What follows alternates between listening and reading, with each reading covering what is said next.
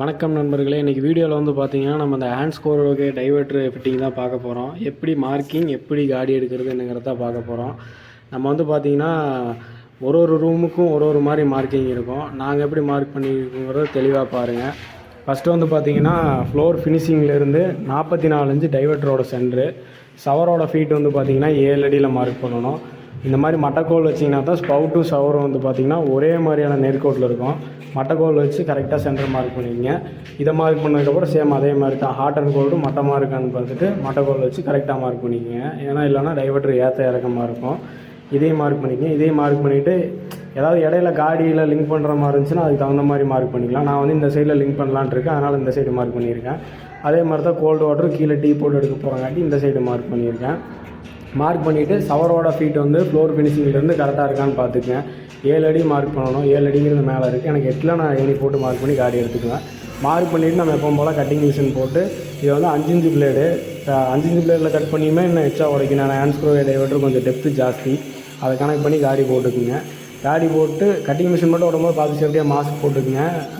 இல்லைனா மூஞ்சி கிஞ்சி அறுத்துட்டு அப்புறம் ஹாஸ்பிட்டல் தேடி அலைஞ்சிட்டு கிடக்கணும். ஃபஸ்ட்டு வந்து பார்த்தீங்கன்னா ஸ்பவுட்டு காடி ஓட்டிக்கிங்க. ஸ்பவுட்டு காடி ஓட்டிட்டிங்கன்னா உங்களுக்கு பெருசாக டஸ்ட் இருக்காது. அதுக்கப்புறம் ஏணியை போட்டு நீங்கள் ஹாட் வாட்டர் காடி, அதுக்கப்புறம் ஷவர் காடி வந்து கடைசியாக ஓட்டிக்கிங்க. நேர் பார்த்துட்டு ஓட்டணும். ஓட்டும்போது தெளிவாக ஓட்டிக்கிங்க. அதேமாதிரி பிரேக்கர் போட்டு உடைக்கும் போது பார்த்து உடைங்க, இல்லைனா கை காலில் விழுந்துடும். தெளிவாக உடச்சிக்கங்க. ரொம்ப டெப்த்தாக அடிக்கும் போது உடைக்கக்கூடாது. ஃபஸ்ட்டு கூறு பிட்டை போட்டு ஆழம் எடுத்துகிட்டு அதுக்கப்புறம் பட்டை பிட்டு போட்டிங்கன்னா உங்களுக்கு மட்டம் கிடைக்கும். கூறு பிட்டில் ஃபஸ்ட்டு உடச்சிக்கங்க. உடைக்கும் போது ரொம்ப ஓட்டை உடைச்ச மாதிரி உடச்சிடக்கூடாது, லெவலாக உடச்சிக்கங்க. இதை வந்து பார்த்திங்கன்னா நான் பைப்பு போடுறது வந்து வீடியோ எடுக்க முடியல. நான் டோட்டல் செட்டிங்காக தான் போட்டு வச்சுருக்கேன். பாருங்கள், பார்த்துட்டு எதாவது டவுட்டுனா கமெண்ட் பண்ணுங்கள், நான் கிளியர் பண்ணுறேன். இதில் வந்து பார்த்திங்கன்னா ஹேண்ட்ஸ்க்ரோஹே டைவர்ட்ரு, லெஃப்ட் சைடு வந்து hot water, right side cold water, shower வந்து 7 ஃபீட்டு, டைவர்ட்டரோட சென்டர் வந்து பார்த்திங்கன்னா 44 இன்ச்சு, ஸ்பவுட்டோட மெஷர்மெண்ட் பார்த்திங்கன்னா 27 இன்ச்சு ஃப்ளோர் ஃபினிஷிங்கில் இருந்து. ஜம்பிங் ஸ்டெப் ஓவர் பெண்ட் எப்படி எடுத்திருக்கேன்னு பார்த்துங்க. இந்த மாதிரி தான் ஸ்டெப் ஓவர் பெண்ட் காடி எடுக்கணும். இதே சேம் லைன் ரன்னிங் ஆகி இந்த சைடு கன்சில் டேங்க்கும் போகும். இது வந்து பார்த்திங்கன்னா வாஷ் பேசனுக்கு உண்டான டைவர்ட்டர் ப்ரொவைஷனு. டைவர்ட்டர் வரல, அதனால் நான் வைக்கலாம். அதை வைக்கும்போது நான் உங்களுக்கு வீடியோ போடுறேன்.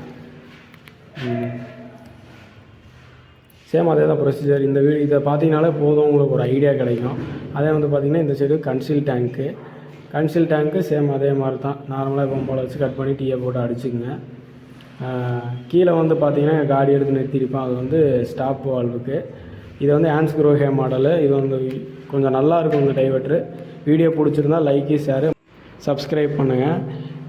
பெல் ஐக்கான் பட்டனை கிளிக் பண்ணி வச்சுங்க. நான் அடுத்தடுத்த வீடியோ வந்து உங்களுக்கு வரும். தேங்க்ஸ் ஃபார் வாட்சிங் மை யூடியூப் சேனல்.